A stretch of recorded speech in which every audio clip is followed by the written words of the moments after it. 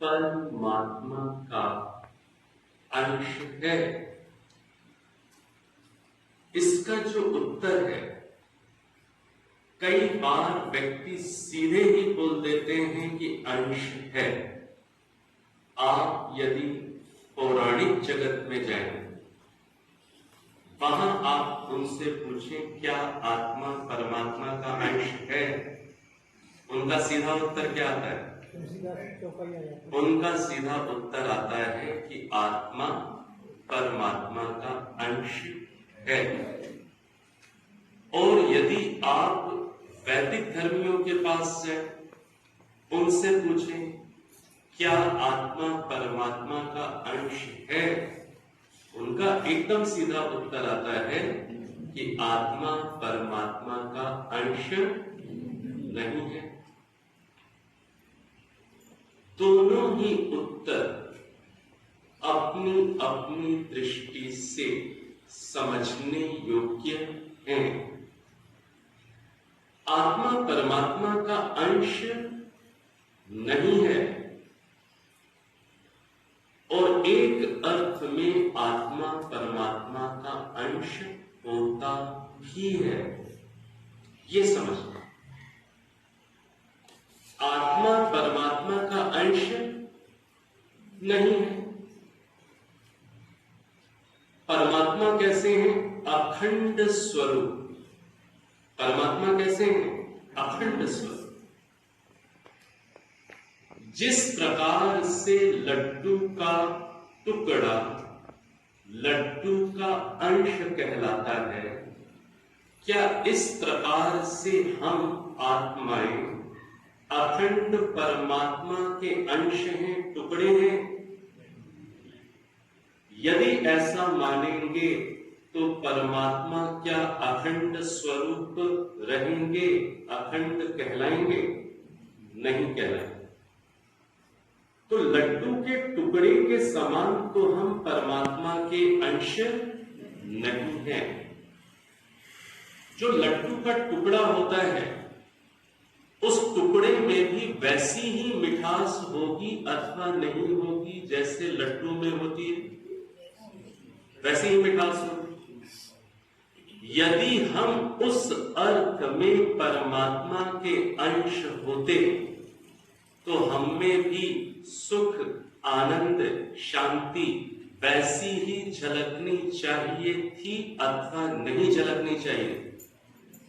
वैसी ही झलकनी चाहिए। लेकिन व्यक्ति चिंता में भी है, तनाव में भी है, उदासी में भी है, विकारों में भी है, वासनाओं में भी है। ऐसा होते हुए वह परमात्मा के गुणों से तो बहुत दूर है। लड्डू का टुकड़ा जैसे लड्डू जैसी मिठास रखता है, वैसे हमारे अंदर भी आनंद आदि की मिठास दिखती, यदि हम इस अर्थ में परमात्मा का अंश होते तो इस रूप में तो हम परमात्मा के अंश नहीं हैं। लेकिन वेदांत दर्शन, आपके पास पुस्तक है, अपनी पुस्तक को खोल करके देखिए। पुस्तक के अंदर वेदांत दर्शन के दूसरे अध्याय के तीसरे पाद का 43वां सूत्र दिया हुआ है। वेदांत दर्शन के दूसरे अध्याय के तीसरे पाद का 43वां सूत्र, अंशो नाना व्यपदेशात्, ये सूत्र है वेदांत दर्शन का। इस सूत्र को जब आप वेदांत दर्शन में जाकर पढ़ेंगे तो इस सूत्र में क्या बात आती है कि जो आत्मा है वह गौण अर्थ में, कैसे अर्थ में?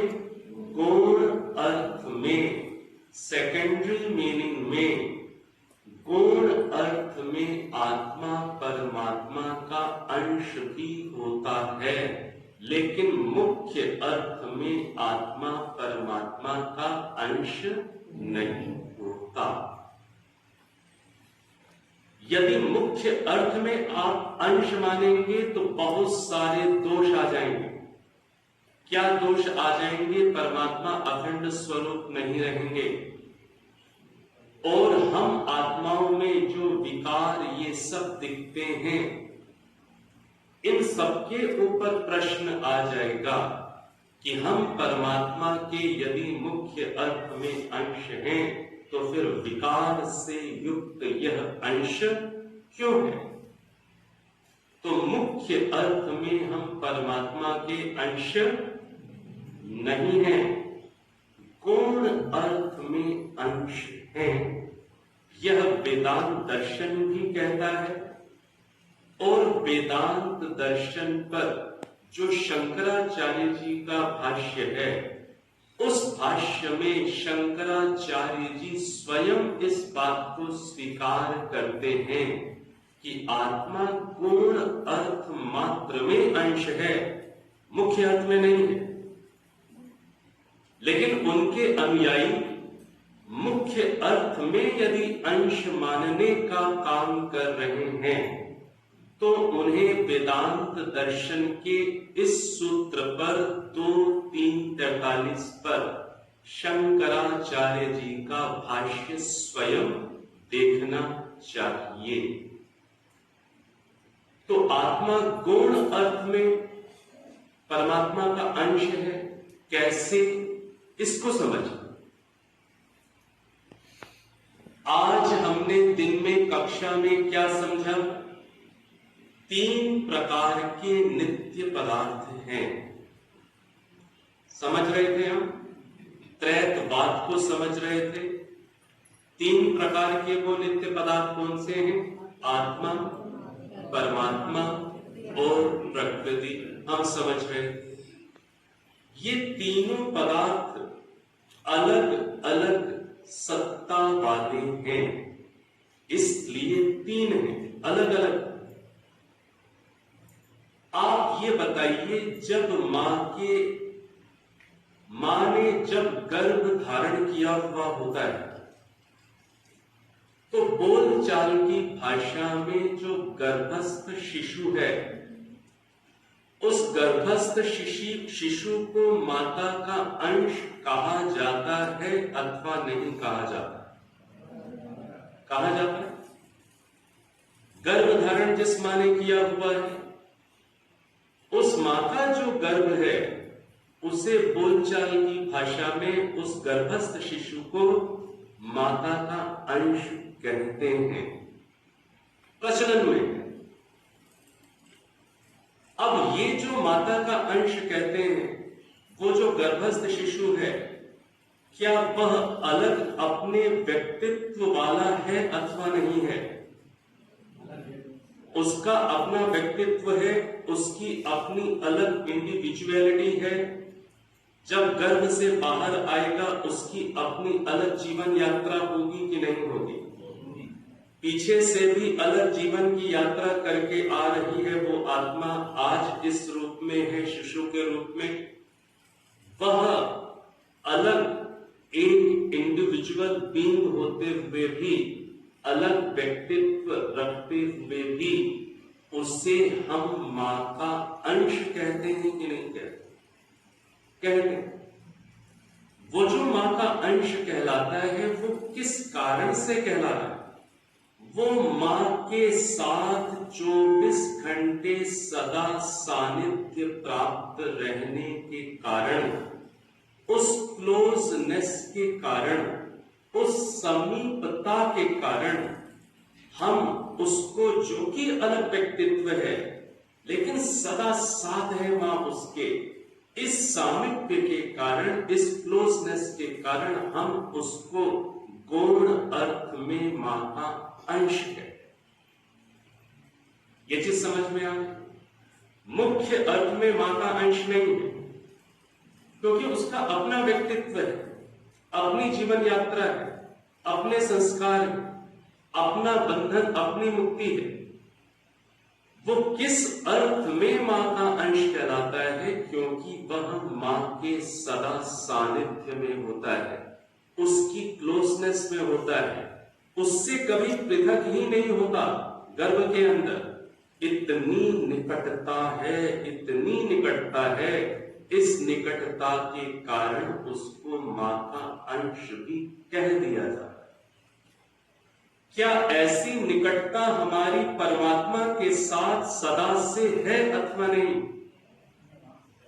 हम भी परमात्मा की गोद में, परमात्मा के गर्भ में ही वास कर रहे हैं अथवा नहीं कर रहे? लेकिन हम अलग सत्ता वाले होते हुए भी, अल्पज्य अल्पशक्तिमान आत्मा होते हुए भी सदा उसके साथ होने से, उसी में होने से गौण अर्थ में हम परमात्मा के अंश भी कही जाते हैं। यह चीज समझ में आ रही है? मां के उदाहरण से समझ में आ रही। तो जो हम आत्मा हैं, मुख्य अर्थ में परमात्मा के अंश नहीं है कि परमात्मा से हम अलग टुकड़े होकर इस अर्थ में हम अंश हैं, ऐसा नहीं है।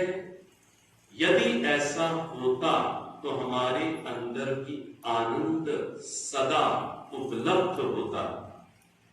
और परमात्मा, यदि हम अपने आप को मुख्य अर्थ में अंश मानेंगे तो परमात्मा का अखंड स्वरूप सुरक्षित ही नहीं रहेगा।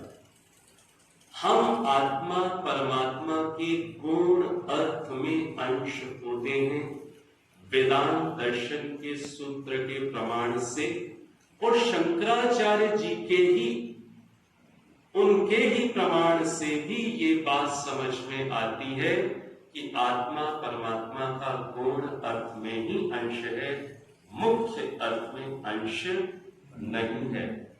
ये बात स्पष्ट हो गई। तो इस रूप में इस बात को बहुत अच्छी प्रकार से हम अच्छे से समझें। जब किसी व्यक्ति से आपकी चर्चा होती है और इस विषय पर चर्चा होती है कि आत्मा परमात्मा का अंश है अथवा नहीं, और आप यदि सीधा बोलेंगे कि नहीं, आत्मा परमात्मा का अंश नहीं है, अब उस व्यक्ति को आपसे जुड़ने का रुचि होगी? आपने तो सीधे पहले ही काट कर दी। आप यदि ये बात कहें कि आप ये बात कह रहे हैं कि आत्मा परमात्मा का अंश है, तो मेरे भाई, मेरी बहन, बस थोड़ा सा इतना समझ लेते हैं कि वह किस रूप में अंश है और किस रूप में अंश नहीं है। यदि आप ऐसे कहेंगे तो वो आपकी बात सुनने के लिए उत्सुक हो सकता है कि नहीं हो सकता? यहां किस रूप में अंश है और किस रूप में अंश नहीं है। तो केवल इतना थोड़ा सा ध्यान यदि बातचीत में हम रखेंगे, तब शायद हम अपनी बात को दूसरों से कह पाएंगे और दूसरा भी हमारी बात सुनने के लिए थोड़ा सा दिल से तैयार हो पाएगा। इस प्रकार से हमें दोनों ही साइड्स पता होनी चाहिए।